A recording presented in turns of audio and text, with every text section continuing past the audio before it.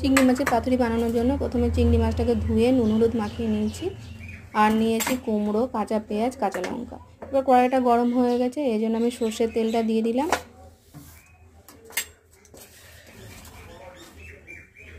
এবার আমি চিংড়ি মাছগুলোকে ভেজে নেব, তাই চিংড়ি মাছগুলো কড়াইয়ের মধ্যে দিয়ে একটু নাড়াচাড়া করে নিচ্ছি।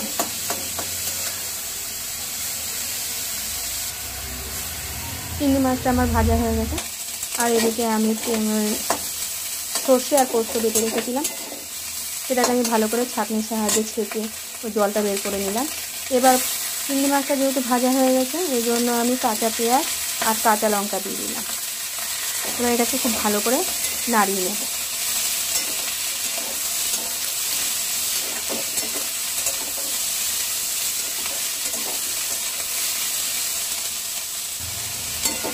পেঁয়াজটা একটু ভাজা হয়ে যাওয়ার পরে এবার আমি দেব কুমড়ো।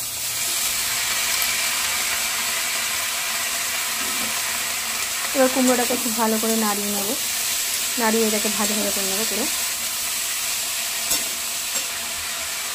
এবার দেবো পরিমাণ মতো নুন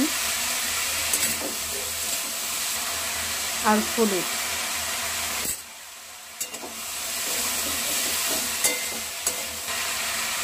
আর এটা কাশ্মীরি লঙ্কার গুঁড়ো।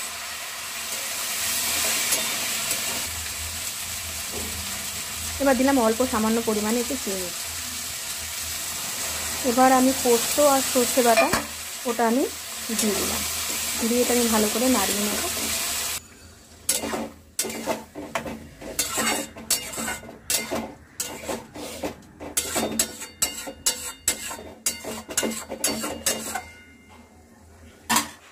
আমার নাড়ানো হয়ে গেছে, এবার আমি ওপর থেকে চাপা দিয়ে দিলাম। এবার কিছুক্ষণ পরে ঢাকনাটা খুলে দেখি এটা কীরকম হয়েছে। তা জলটা অনেকটাই আমার শুকিয়ে গেছে, আর একটু জল আমি শুকিয়ে নেব।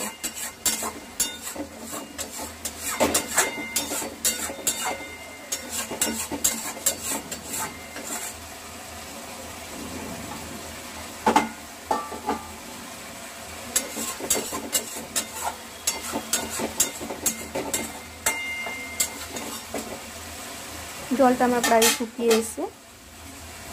এবার আমি ওপর থেকে কাঁচা সর্ষের তেল ছড়িয়ে দিলাম।